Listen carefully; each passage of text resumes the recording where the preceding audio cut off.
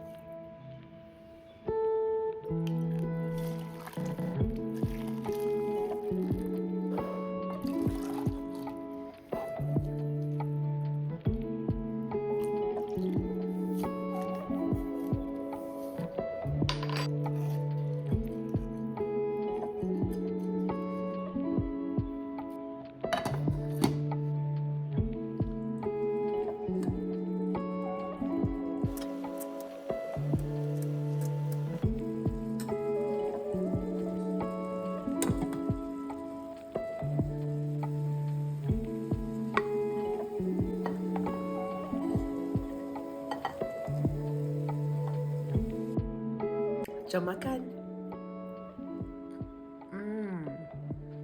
This is the most delicious rice you'll ever make. It's so aromatic. The coconut, it just makes it extra creamy. The lemongrass, the ginger, you can taste it. I just added a little bit of peanuts on top because I like to, but it's nasi lemak with a little twist. You do not have to do the quinoa. Oh, I love it so much. You have to try this. Okay, jom makan.